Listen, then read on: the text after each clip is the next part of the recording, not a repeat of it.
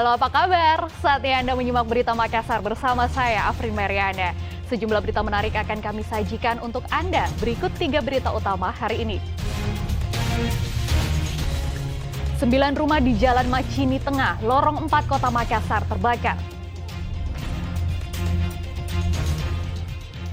BMKG Stasiun Klimatologi Sulawesi Selatan memprediksi musim hujan akan mulai terjadi pada awal bulan November. Ribuan pencari kerja berdesakan mendatangi acara Job Fair 2023 yang digelar pemerintah Kabupaten Maros.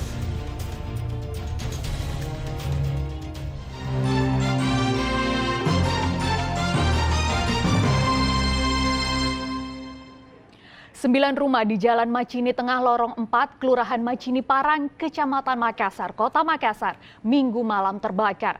23 unit mobil pemadam kebakaran yang dikerahkan kesulitan menjangkau titik api karena gang yang sempit dan banyaknya warga yang berkerumun.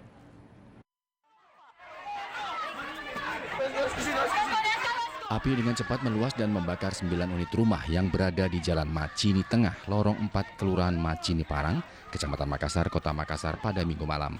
Petugas damkar yang dikerahkan berusaha menjangkau titik api dengan menarik selang karena titik api berada di dalam gang yang sempit. Diduga api berasal dari hubungan pendek arus listrik dari salah satu rumah warga. Api kemudian menyebar ke rumah lainnya yang berada di permukiman padat. Warga yang panik berusaha memadamkan api dengan alat seadanya. Rumah yang terbakar merupakan rumah semi permanen. Di tengah upaya pemadaman, warga dikejutkan dengan kabar adanya seorang warga yang terluka akibat terkena balok kayu. Korban kemudian dievakuasi ke Rumah Sakit Pelamonia Makassar untuk mendapatkan perawatan lebih lanjut.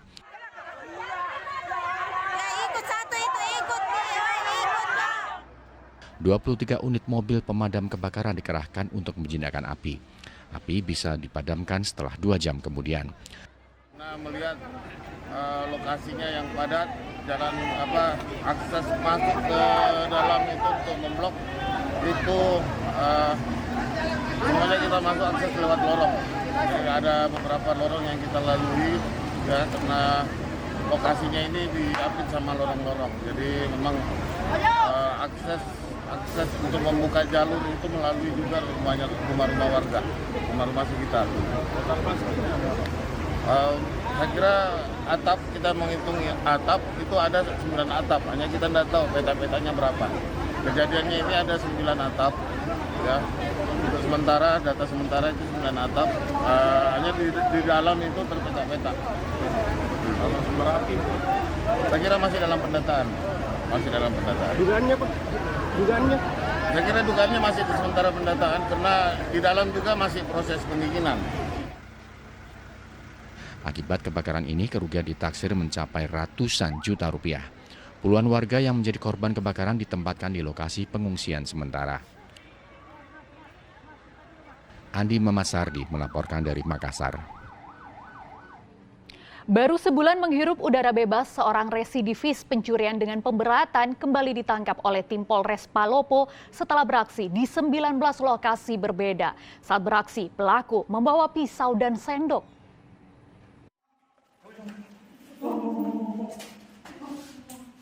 Aras residivis pencurian yang membawa pisau dan sendok saat beraksi kembali dibekuk oleh tim gabungan Polsek Wara Selatan, Polsek Wara dan Resmob Polres Palopo.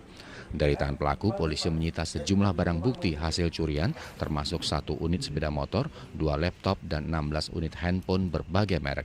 Semua barang bukti tersebut diamankan di Mapolsek Wara Selatan, Kota Palopo. Sangat berpengalaman karena pelaku ini residivis dan sudah umum diketahui oleh jaringan kami dari jajaran Satreskrim dan jajaran Polsek, sehingga kami dengan mudah telah melakukan penangkapan terhadap pelaku. Adapun barang bukti bisa dilihat beberapa handphone, kemudian komputer, serta ada barang bukti kursi untuk memanjat dengan alat yang digunakan untuk membuka. Modus operandinya yaitu mencongkel, terus membuka melalui jendela dan masuk, pelakunya mengambil barang-barang yang ada di rumah korban. Sehingga pasal yang kami terapkan ini pasal 363 ayat 1 huruf ketiga 3E dan 5E, serta kita subdokan atau kita subsidiarkan pasal 486 karena yang bersangkutan residivis dengan pasal ancaman pemberatan. Aras diketahui merupakan residivis yang baru saja keluar dari lembaga pemasyarakatan pada Agustus lalu. Karena tidak memiliki pekerjaan, pelaku kembali melakukan pencurian. Akibat perbuatannya itu, pelaku terancam hukuman 7 tahun kurungan penjara. Wahyudi Baso melaporkan dari Kota Palopo. Puluhan warga diamankan personil Satuan Narkoba Polres Pinrang saat hendak membeli sabu-sabu di sekitar pekuburan Cina Kecamatan Paleteang, Kabupaten Pinrang. Lokasi pekuburan Cina tersebut ditengarai menjadi tempat transaksi sabu-sabu. Polisi mengamankan puluhan warga yang diduga hendak membeli sabu-sabu di sekitar pekuburan Cina, Kecamatan Paleteang, Kabupaten Pinrang. Puluhan warga itu kemudian digelandang ke Mapolres untuk menjalani tes urin. Kasat Narkoba Polres Pinrang mengatakan kedatangan warga ke lokasi pekuburan itu untuk membeli sabu-sabu. Beberapa warga yang diamankan merupakan residivis kasus narkotika. Polisi juga mengamankan sepeda motor warga sebagai barang bukti. Memang kami tidak temukan bandarnya, namun tempat yang mereka gunakan itu ada dari tempat yang mereka gunakan transaksi. Bahkan ada beberapa warga yang kami amankan yang berada di tempat kejadian pada saat kami lakukan penyisiran. Jadi ada 11 orang, sementara kami amankan ke Polres untuk diambil keterangannya. Kalau warga yang diamankan itu ada indikasi dia membeli atau bagaimana? Dari keterangan yang bersangkutan, mereka mengakui bahwa memang mereka tujuannya ke sana untuk mencari barang dan mengaku memang pengguna. Jadi bahkan ada yang sudah pernah dipidana dalam kasus narkoba. Memang lokasi itu sering dijadikan tempat. Ya, menurut informasi warga bahwa memang kadang-kadang di situ ditempati. Namun hasil yang kita peroleh lebih meyakinkan kami bahwa memang benar di sana ada kegiatan aktivitas transaksi narkoba.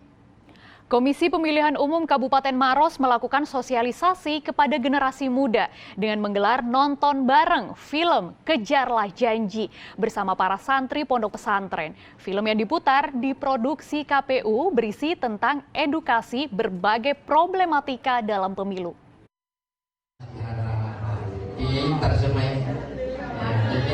Komisi Pemilihan Umum KPU Kabupaten Maros menggelar nonton bareng di Pondok Pesantren Nahdlatul Ulum Soreang, Kecamatan Lau, Kabupaten Maros. Acara nobar film Kejarlah Janji produksi KPU RI tersebut sekaligus dirangkaikan dengan peringatan Hari Santri Nasional. Menurut Komisioner KPU Maros, film tersebut berisi tentang edukasi bagi masyarakat tentang berbagai problematika yang akan dihadapi pada pemilu nanti. Film Kejarlah Janji ini adalah film yang menjadi medium bagi KPU untuk menyampaikan pendidikan kepada pemilih, di mana dalam film ini menggambarkan tentang drama keluarga yang di dalamnya ada banyak kompleksitas persoalan yang terjadi di tengah pemilu. Yang mana dalam pemilu ini menggambarkan banyak persoalan-persoalan antara pemilih yang berbeda pilihan, isu-isu hoax, kemudian persoalan golput yang terjadi di pemilih pemula, dan kampanye hitam yang terjadi di masyarakat itu sendiri. Nah, sehingga kami menganggap pemilih dan peserta pemilu wajib untuk menonton ini. Saya menonton film tersebut, saya akan terinspirasi untuk memilih dan tidak akan golput. Nonton bareng film tersebut dihadiri oleh ratusan santri dan santriwati. Mereka terlihat antusias selama pemutaran film dilakukan. Raisa Abu melaporkan dari Kabupaten Maros. Jelang pemilu 2024, Komisi Pemilihan Umum KPU Kabupaten Maros mulai menerima logistik pemilu berupa ribuan bilik suara untuk tempat pemungutan suara. Sebelum didistribusikan ke TPS, seluruh logistik pemilu ditampung sementara di gudang penyimpanan logistik KPU Maros.